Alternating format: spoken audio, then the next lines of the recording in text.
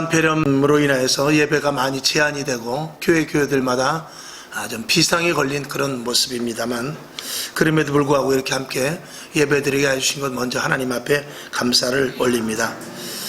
이번 무한폐렴 때문에, 이 코로나19 때문에 사실 가장 걱정되는 것은 뭐냐면, 이 교회가 또 예배가, 그리고 성도들, 또 하나님과의 관계 속에서 세워진 이 주님의 주권으로 세우신 이 교회의 가치가 떨어질까, 그게 가장 걱정입니다. 하나님은 우리들에게 교회를 세우시고 이 교회는 하늘로부터 주관을 하십니다. 근데 그 가치가 땅의 가치와 똑같아져 버린다면은 하늘로서부터 주시는 그 가치가 떨어질 수밖에 없는데, 그런 우려가 생길까 힘이 걱정되는 것입니다. 왜냐하면 이번에 무한폐렴 사태를 통해서 교회가 그렇게 크게 가치를 드러내지 못한 것을 제가 또 여러분들이 너무나 많이 봤기 때문에 그렇습니다. 우선 우리가 첫 번째로 보았을 때 강력한 저항이 없습니다. 강력한 저항이라고 해서 정부와 맞서 싸우라는 것이 아니라 어떻게 하면 예배를 드릴 수 있을까에 초점을 맞췄어야 되는데, 어떻게 하면 정부에서 하는 방침에 그대로 따르기만 할 것인가에 대해서 너무나 대책이 없었습니다. 얼마든지 예배를 드릴 수 있고, 식당 같은 데도, 예식장 같은 데, 장례식장 이런 데도 다 대처를 해가면서 예배를 드립니다. 그래서 교회도 대처를 하면서 예배를 드릴 수 있었습니다만, 그저 단순하게 온라인 예배라는 것 하나로 인해서 예배 성전문을 닫아버리는 결과를 낳게 만들었어요. 지금도 육신이 몸이 좀 연세 드신 분이나 아니면 컨디션이 좋지 않은 분들은 우리가 알아서 예배를 드리지 않고, 또 유아 어린아이들이 있는 그런 집에서는 조심을 해가면서 예배를 가능하면 이제 좀 나오지 않고, 이렇게 해서 사실은 본 교회 이 지금 이런 시국 속에서 예배 드리는 성도들이 3분의 1 혹은 3분의 2 정도밖에 되지 않습니다. 그렇게 된다면, 조금만 조심을 한다면은 자리에 얼마든지 앉아서, 간격을 띄우고 앉아서 얼마든지 예배를 드릴 수가 있거든요. 오히려 예식장이나 식당이나 장례식장 같은 데보다 오히려 더 안전한 곳이 교회이다 라고 이렇게 말할 수 있음에도 불구하고, 그저 정부 방침에 속으로는 어떻게 생각하는지 모르지만 그대로 그냥 따르면서 교회가 속수무책 문을 닫는 것을 보았을 때 너무나 안타까운 현실을 우리가 보게 되었습니다. 그 다음에 교회는 병든 자들이 오라고 그랬어요.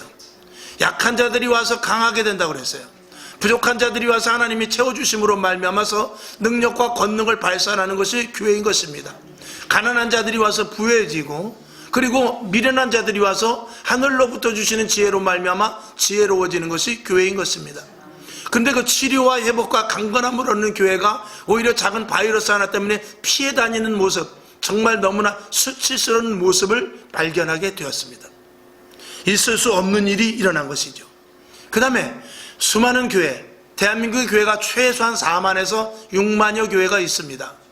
목회자들, 또 그리고 기독교 단체들, 이런 단체들이 하나된 모습이 된 것을 보질 못했습니다. 교회 간에도 또 성도들 간에도 만나면 예배 드렸어 안 드렸어, 이게 인사가 되었고, 단체 장들까지도 큰 교회 혹은 어떤 기관의, 기독교 기관의 대표들조차도 모여서 하는 말이 어떻게 하면은 정부의 간섭을 잘 소화해가면서 예배를 스무스하게 드릴까, 그저 이런 정도로, 물론 속은 어떤지 모르지만, 그들의 마음속, 그분들의 마음속은 어떤지 모르지만, 그래서 어찌하든지 간에 하나님의 눈치가 아니라 정부의 눈치를 보는 그런 기관, 큰 교회들을 볼 때 너무나 안타까운 사실이었습니다.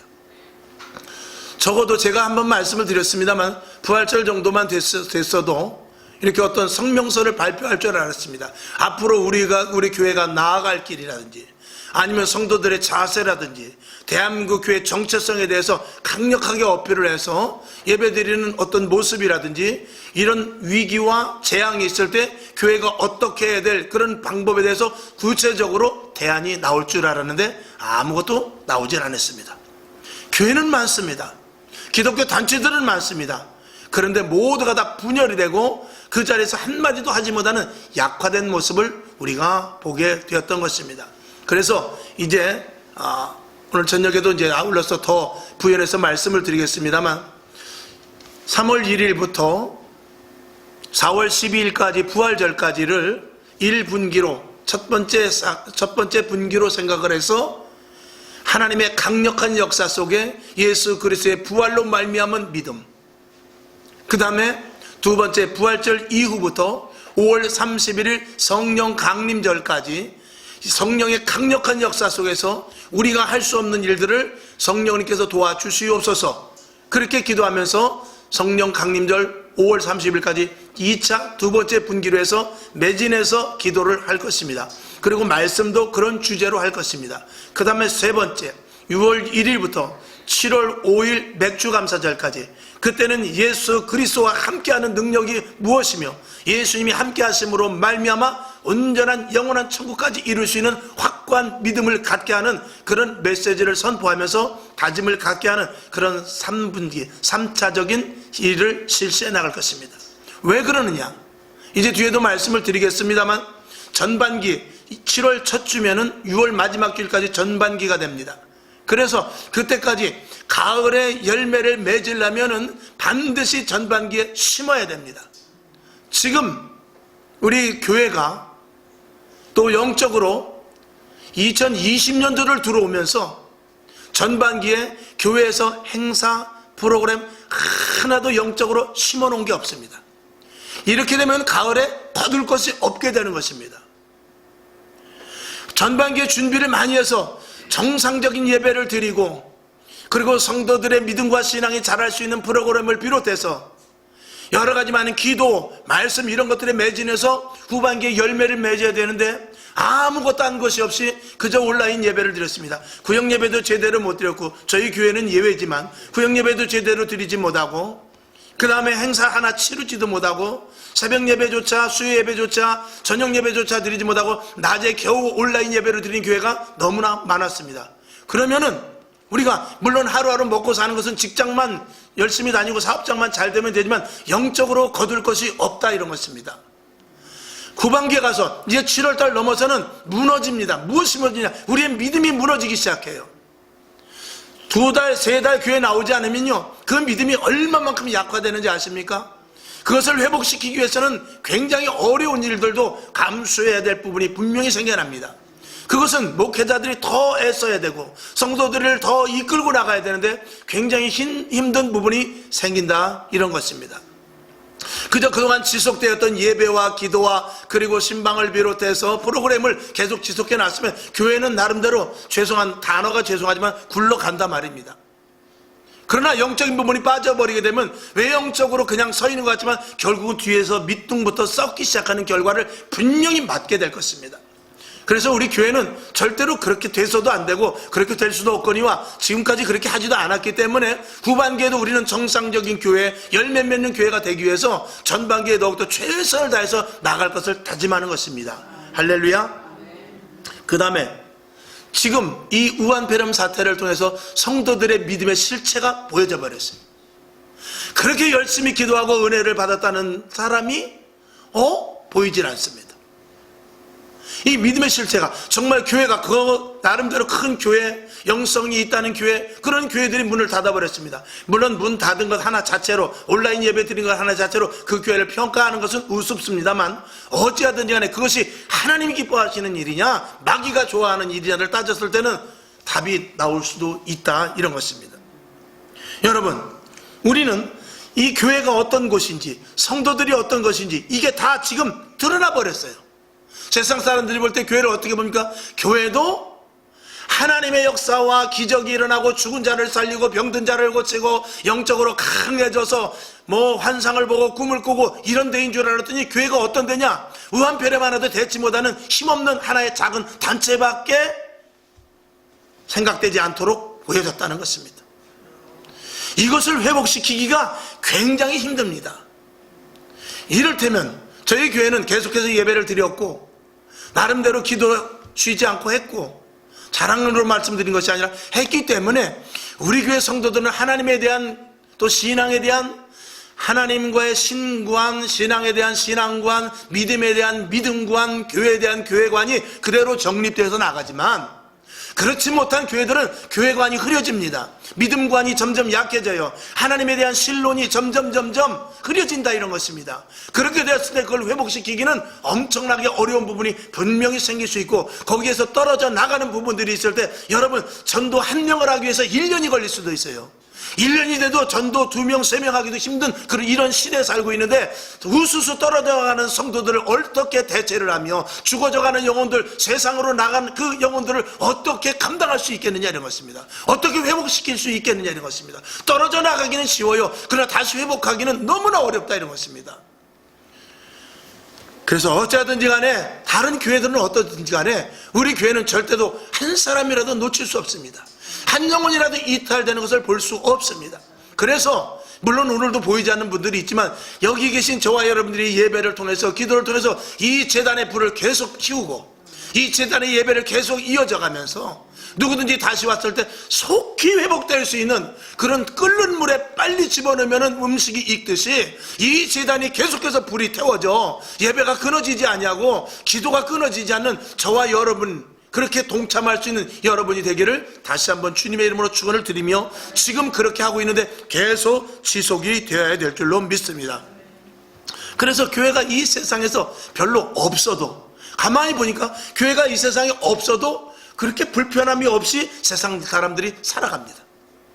그리고 믿음이 약한 성도들도 교회가 그다지 중요하지 않다는 것을 생각하는 계기가 되어버렸어요. 교회를 한 주 빠지고, 2주 빠지고, 3주 빠지고, 4주 빠져도 그죠? 오히려 육신만 편하고, 예배를 안 드리니까 헌신 안 해도 되죠, 봉사 안 해도 되죠, 물질 안 드려도 되지요, 교회 듣기 정말 지루한 설교 안 들어도 되지요. 이런 모든 것들이 오히려 육신의 강력한 그 유혹으로 말미암아서 믿음이 완전히 떨어져 버리는 계기가 되어서, 교회가 없어지면 오히려, 교회가 없어진다 할지라도 자기 자신이 살아가는 데 있어서 조금 더 불편함이 없는 모습으로 영적으로 퇴화되는 그런 모습이 돼버린다, 이런 것입니다. 이것을 회복시키고 이런 것들을 다시 살리기 위해서는 정말 앞으로 어떻게 해야 될지를 걱정할 수밖에 없는 것입니다. 제가 어떤 그 대담을 좀 봤습니다. TV에서. 목사님들끼리 모여서 그런 말씀을 하더라고요. 우리 교회는 코로나 대처를 이렇게 하고 있고, 또 잘하고 있으며, 정부에서도 와가지고, 구에서도 나와가지고, 잘하고 있어서 칭찬을 하더라 그랬어요. 그런 말을 제가 얼핏 잠깐 들었어요. 저는 그것을 들으면서 너무나 답답했습니다. 코로나의 대처를 잘한 것이 중요한 것이 아니라, 어떻게 하면 예배를 더 드려야 되며, 어떻게 하면 이 위기 속에서 우리가 어떤 묘수를 찾아서 더 예배를 이 와중에도 드릴 수 있고, 그 와중에도 기도를 할 수 있으며, 그 와중에도 찬양을 드릴 수 있고, 그 와중에도 모이기를 힘쓸 수 있을까, 이런 토론을 해야 되는데, 우리 교회는 이렇게 대처하고 있습니다. 우리 교회는 이래서 칭찬을 받았습니다. 이 말을 하는 것을 볼 때 정말 대형교회 목사가 맞는가? 그 사람이 정말 이 땅에, 대한민국에 그래도 이름 덕망이 있고, 그리고 말하면 입김이 있는 목사님인데 정말 맞는가? 실망이 될 정도로였다, 이런 것입니다. 여러분, 이거는 보통 문제가 아닙니다. 저와 여러분, 작은 교회라고, 저와 여러분이 소속된 교회가 이 서창동 한 구석에 7층 작은 곳에 있다고 해서 여러분 위축되지 마시기를 바랍니다.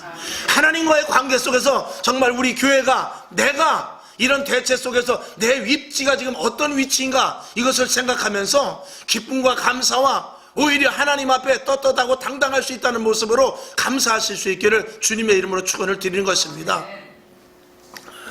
그리스도인들의 가치는 철저하게 예배입니다. 당연히 쉬지 않는 기도와 감사와 찬양이지요. 이것이 빠져버린다면 그리스도인에서 가치가 무엇이겠습니까? 특별히 교회로서의 가치는 예배입니다. 이 예배는 함께하는 것이기 때문에 중요한 것이에요. 하나님께서 왜 예배를 그렇게 기뻐 받으시고, 야곱이 잘못되었을 때도 예배를 드리라고 그랬어요. 아브라함이 제일 먼저 가나안 땅에 도착했어도 예배를 드렸어요. 이삭도 예배로 말미암아 축복을 받았어요.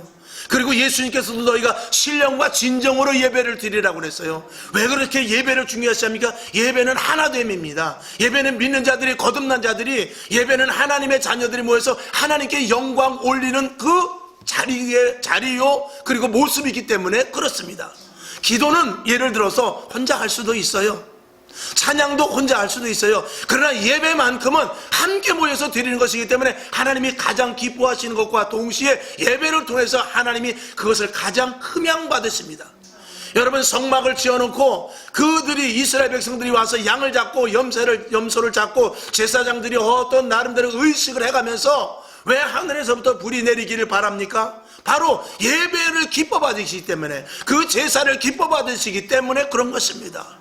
오늘도 예배 드리는 자리에 여러분, 누워서 TV 보면서 인터넷 보는 것이 아니라 이 자리에 앉아서 육신적으로 힘들지는 모르지만 이 자리에 앉아서 예배 드리는 이 모습이 가장 하나님이 기뻐하시는 모습인 줄로 믿습니다. 특히 오늘 본문 중에서, 예배 중에서 번제단의 불에 대해서 오늘 중요한 말씀을 드리고자 하는 것입니다. 9절에서 보면 저녁부터 아침까지 번제단의 불을 끄지 말라고 그랬어요. 불이 꺼지지 않게 밤새 불을 끄지 말고 지키라는 것입니다. 그 다음에 12절에 보면 아침마다 나무를 준비해서 하루 종일 불 뗄 것을 준비하면서 역시 불을 꺼뜨리지 않게 주의해서 보라고 말씀을 하고 있어요. 13절에서는 불이 꺼지지 않게 하라고 다시 한번 명령을 합니다. 그걸 누구에게 주신 명령이냐? 제사장들에게 주신 명령입니다. 저와 여러분은 다 왕 같은 제사장이요, 저와 여러분 하나님의 온전한 자녀요, 거룩한 백성들입니다. 저와 여러분, 결론적으로 말하면 저와 여러분 속에 성령의 불을 꺼뜨리면 안 됩니다. 성령의 불을 어디서부터 지펴옵니까? 성막에서부터, 제단에서부터 지펴오는 것입니다. 이 제단은 무엇이죠? 하나님의 성령의 불이 이 제단에 있습니다. 각 교회마다, 요한계시록에 보면 7개 교회마다, 각 교회마다 촛대가 있다고 그랬어요. 그 촛대에서는 기름 관유를 통해서 불이 붙고 있습니다. 그 불을 우리가 이전에 나와서 예배를 드릴 때 그 불을 붙여가는 것입니다. 여러분, 아무리 큰 나무에 불이 붙었다 할지라도요, 혼자로서는 바람이 불면 결국 꺼질 수밖에 없습니다. 그러나 작은 것이라 할지라도 모여서 불이 붙어지면은요, 그 불 붙은 자리에 아무리 생솔가지와 같은 물이 뚝뚝 떨어지는 그런 생솔가지라도요, 그 불 속에 들어가면 불이 붙어지게 돼 있습니다. 그래서 함께 모여 기도하고 함께 모여 예배드려서 이 제단에부터 강력한 성령의 불을 우리가 취하고, 그리고 세상에 나가서 각자 성령의 사람으로 사는 것이 이게 교회의 예배를 통한 일들인 것입니다. 그래서 이 제단에서 기도가 끊어지면 안 됩니다. 이 제단에서는 항상 성령의 불이 타올라야 돼요. 이 제단에 항상 예배와 기도와 말씀과 찬양이 이 제단에서 항상 타올라야만 내가 사는 것입니다. 우리 개인이 사는 것입니다. 그것을 교회를 경험하는 삶이라고 그러는 거예요. 교회를 통한 놀라운 축복, 교회를 통한 은혜, 교회를 통한 하나님의 사람으로서의 가치를 갖게 되는 것입니다. 오늘 여러분, 절대적으로 제사장의 권한은 불을 꺼뜨리지 않는 것입니다. 불을 꺼뜨려 버리면 큰일 나는 것입니다. 성경에는 하나님은 불이다 라고 말씀하는 장면도 많이 나옵니다. 한번 성경을 한번 보죠. 신명기 4장 24절을 한번 보겠습니다. 시작. 내 하나님 여호와는 소멸하는 불이시요 질투하는 하나님이시니라. 아멘. 하나님의 불은 죄를 태워버린대요. 그리고 악에 대해서 반응하시는 불입니다. 또한 꺼지지 않는 불이라고 그랬어요. 출애굽기 3장 2절을 보겠습니다. 시작. 여호와의 사자가 떨기나무 불꽃 가운데서 그에게 나타나시니라. 그가 보니 떨기나무에 불이 붙었으나 사라지지 아니하는지라. 아멘. 그 불은 하나님입니다. 하나님의 역사 속에서 우리에게 비춰지는 모습입니다. 그 불은 땅의 것이 아니에요. 하늘의 것입니다. 이 교회, 이 성전에는 하나님의 불이 있습니다. 땅의 불이 아닙니다. 성령으로 말미암은 불이 이전에 있다, 이런 것입니다. 그 불을, 그 떨기나 가시떨기에 있던 그 불을, 또 그리고 소멸하는 그 불을, 죄를 태워버리는 불을, 사람을 변화시키는 그 불을 이스라엘 백성들에게 주셨어요. 그리고 이스라엘 백성들도 주셨고, 그 불을 의미로 말미암아 제사장들이 잘 그 불을 간직하라고 성막에서 지키게 했습니다. 그 불을 제대로 간수하지 못하면 큰일 나는 장면도 성경엔 여러 군데가 있습니다. 한번 한 군데를 보죠. 민수기 3장 3절을 보겠습니다. 3절부터 4절까지 시작. 이는 아론의 아들들의 이름이며 그들은 기름을 발리우고 거룩히 구별되어 제사장 직분을 위임받은 제사장들이라.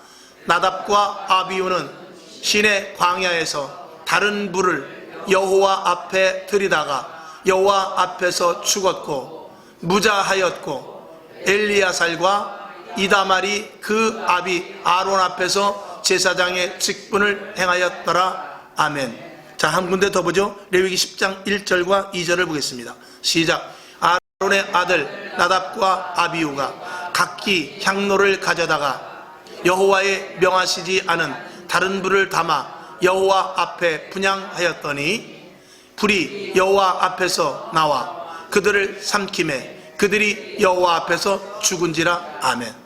웬일로 이 나답과 아비후가 성전의 불을 다른 것으로 교체해버립니다. 그 불이 꺼졌는지, 졸다가 꺼졌는지, 그 불을 꺼뜨렸는지 그건 알 수 없습니다. 아니면 의도적으로 그냥 어떤 불이든지 상관없겠다 생각하고 다른 불을 가져왔는지 그건 모르겠습니다. 그런데 다른 불을 갖다가 사용함으로 말미암아서 그들이 그 자리에서 죽고 말았는데, 민수기 3장에서는 그가 위임을 받고 첫 번째 제사를 드리다가 그렇게 돼버렸대요. 제사장으로 위임을 받고 첫 번째 제사를 드리되 불을 다른 것을 쓰다가 그 자리에서 죽어버린 사건이 나타납니다. 근데 성경에서는 이런 말씀이 있어요. 레위기 10장 8절 9절 11절을 한번 보겠습니다. 시작. 여호와께서 아론에게 일러 가라사대 너나 내 자손들이 회막에 들어갈 때에는 포도주나 독주를 마시지 말아서 너의 사망을 면하라. 이는 너의 대대로 영원한 규례라. 그만 봅시다. 자, 여기 이제 레위기 10장 아까 1절을 봤습니다. 9절에서 하나님께서 말씀하십니다. 내 자손들이 앞으로 성막에 들어갈 때 술 먹으면 큰일 난다. 이렇게 말을 함으로 말면서 이들이 술을 먹고 다른 불을 쓰지 않았는가 하는 그런 추측도 우리가 해봅니다. 그런데 성경은 성령에 대해서 이렇게 말하고 있죠. 술 취하지 말라 그랬어요. 술 취하지 말고 성령을 받으라고 그랬습니다. 성령의 새술에 취할 것을 말하고 있거든요. 하나님의 성령의 불을 소멸시키지 말고 그 성령의 불을 간직할 것을 이야기하고 있는 것입니다. 오늘 신약에서는 이제 그 강력한 하나님의 불이, 성막에서 제사장들이 지켰던 그 불이, 불기둥과 구름기둥으로 인도했던 불이, 그 이전에 모세에게 나타났던 가시떨기에 불이 붙었지만 타지 않았던 그 불이 오순절 마가의 다락방에서 120문도에게 강력한 성령의 불로 나타나서 그들이 변화되고 그들이 달라지고 그들이 다른 방언을 말하고 그들이 온전히 하나님의 사람으로서 복음을 전하는 복음의 증거자들이 되어 그들의 그 불이 오늘까지 소멸되지 않고 오늘 우리에게까지 오게 된 것입니다. 이 불을 간직하여 저와 여러분이 후손들에게 물려줘야 되고, 그 불로 말미암아서 이 제단은 항상 불이 타오르게 하는 것이 저와 여러분이 소임인 줄로 믿습니다. 이 성령의 불이 꺼지게 된다면, 이 성령의 불이 소멸시킨다면 우리는 하나님과 아무런 관계가 없는 자들이 되어버리는 것입니다. 사단은 자꾸 불을 끌려고 해요. 사단은 자꾸 불을 소멸시키려고 합니다. 조그만 불만 있어도 된다. 결국 그러고 나서 불이 조그매질 때 위기와 힘듦과 오늘날 같이 재앙이 올 때 살짝만 휙 불어도 꺼지는 그런 불만 가지고 있으라고 말하고 있는 것입니다. 골로새서 2장 8절을 보겠습니다. 시작. 누가 철학과 헛된 속임수로 너희를 노략할까 주의하라. 이것이 사람의 유전과 세상의 초등학문을 쫓음이요 그리스도를 쫓음이 아니니라. 아멘. 하나님께서는 언제든지 하나님의 말씀과 성령의 인도하심을 받길 원하지만 세상은 그렇지 않습니다. 철학과 헛된 속임수, 그리고 사람의 유전과 세상의 초등학문을 따르기를 바라고 있습니다. 그것은 성령의 불을 소멸시키는 것이요 하나님의 말씀을 희석시키는 것이요 하나님의 역사가 나타나지 못하게 하는 것이기 때문에 그렇습니다. 오늘날 지금 교회, 아까 전에도 말씀을 드렸습니다만 교회는 촛대가 있습니다. 자, 성경을 한번 보죠. 요한계시록 1장 20절을 보겠습니다. 시작. 내 본 것은 내 오른손에 7별의 비밀과 7 금 촛대라. 7별은 7 교회의 사자요 7 촛대는 7 교회니라. 아멘. 교회가 7개가 있는데 7개의 교회는 이 땅의 모든 교회를 대표하는 것입니다. 7 교회가 있는데 그 교회에 다 무엇이 있더라? 촛대가 다 있더라는 것입니다. 그 촛대에 불이 피어 올라야 돼요.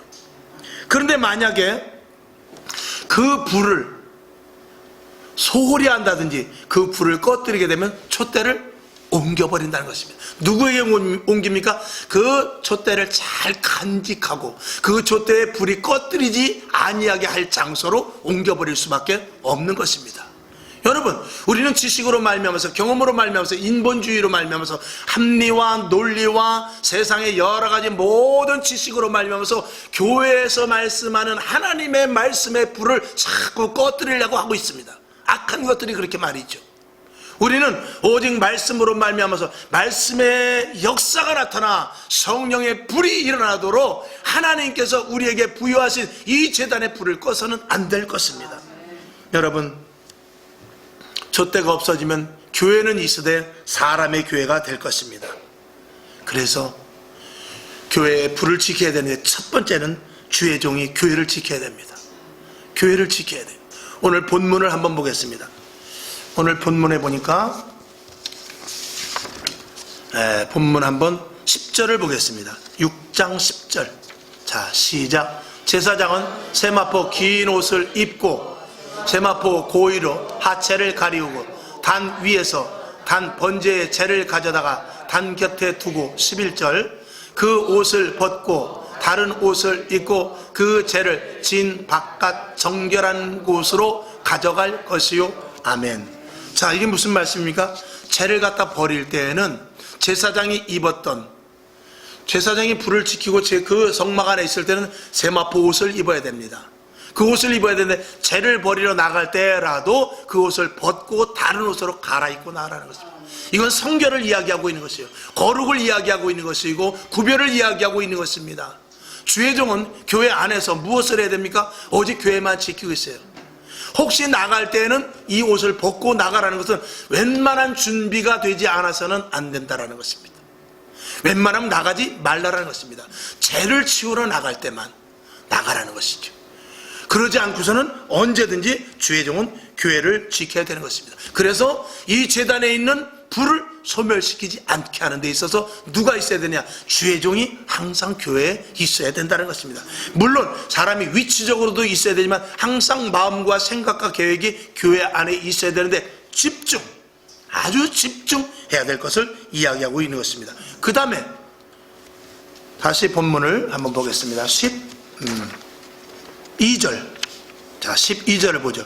시작. 단위에 불은 항상 피워 꺼지지 않게 할지니 제사장은 아침마다 나무를 그 위에 태우고 번제물을 그 위에 버려 놓고 화목제의 기름을 그 위에 살을 찌며 아멘. 자, 제사장은 아침에 나무를 준비합니다. 근데 그 나무를 누가 해와야 되냐면 그 레위 자손들이 해오게 됩니다. 그건 무엇이냐? 이 제단에서 불이 계속 지펴질 수 있도록 나무가 필요한데 그 나무를 누가 해오냐? 직분자들이 해오는 것입니다. 직분자들이 나무를 계속 해와야 돼요. 그건 무엇입니까? 함께 주의 종은 이 전에서 불이 꺼지지 않도록 계속 기도의 주체가 됩니다. 기도하고 말씀을 전하는 주체가 되고 여러분들은 모이기를 힘써야 돼요. 모여서 함께 그 불을 지필 수 있는 원동력이 돼야 된다는 것입니다. 그래서 교회에 불이 꺼지지 않도록, 여러분, 제사장이 아무리 지키고 있어도 나무를 해오지 않으면 그건 나무를 뗄 나무가 없으면 불을 지필 수가 없어요. 그래서 교회는 주의 종 혼자 하는 것이 아닙니다. 직분자들 나름대로 하는 것도 아니고 주의 종과 그리고 성도, 직분자들이, 중직자들이 함께 모여서 온전한 교회를 세워나가는 것입니다. 할렐루야. 그러니 분열이 생기면 절대 안 되죠. 항상 모여서 함께 기도하고 항상 함께 예배드리고 함께 찬양하고 함께 주 앞에 영광 올리는 것이 교회입니다. 그럴 때 어떤 일들이 일어나냐? 바로 가치가 드러나게 되는 것입니다. 그 가치는 무엇입니까? 교회를 통한 하나님께서, 예수님께서 2000년 전에 오셔서 하셨던 일들이 이제 교회를 통해서 나타나게 되는 것입니다. 병든 자가 치료되지요. 악한 것들이 물러가게 되지요. 그 다음에 권위 있고 권세가 있어서 사도행전 초대교회에 보게 되면 그들이 얼마나 권세가 있는지 죽음 앞에서도 목숨을 아끼지 않았습니다. 내가 하나님 앞에서, 사람 앞에서, 누구 앞에서 바른 말하는 게 옳은가를 말하라고 그랬어요. 나는 하나님 앞에 서 있다 이런 것입니다. 나는 사람 앞에 굴복하지 않겠다는 것이죠. 이 신앙이 어디서부터 오는 것입니까? 바로 교회를 통한, 기도를 통한 성령의 불 속에서 하나님 안에서 변화된 자들이 그 능력과 권세를 갖게 되는 것입니다. 교회가 약화되는 이유는 다른 것 없습니다. 성령의 역사가 일어나지 않기 때문에 그렇습니다. 성령을 무시하는 교회들도 얼마나 많은지 모릅니다. 2000년 전에 오순절 마가의 다락방에서 단회적으로 끝났다고 하는 신학자들도 있습니다. 나중에 하나님 앞에 가서 어떻게 그들이 답변을 할지 심히 우려가 되지 않을 수 없습니다. 성령의 역사는 오늘도 일어나는데, 성령의 역사가 일어나지 않는다는 것은 기도가 없다는 것입니다. 기도가 없기 때문에 그렇고, 기도가 약한 교회는 예배가 약하기 때문에 그래요. 예배가 강력하고 예배가 예배가 식지 않기 위해서 뜨거운 성령의 역사가 나타나기 위해서 기도하고 예배드리고, 그러면 하나님의 일이 성취되지 않겠습니까? 예배가 식으면 기도는 식을 수밖에 없어요. 기도가 식으면 성령의 역사는 나타나지 않습니다. 그래서 예배가 강력한 신령과 진정으로 드려지는 사한 예배가 되어야 될 것입니다. 결론으로 말씀을 드립니다.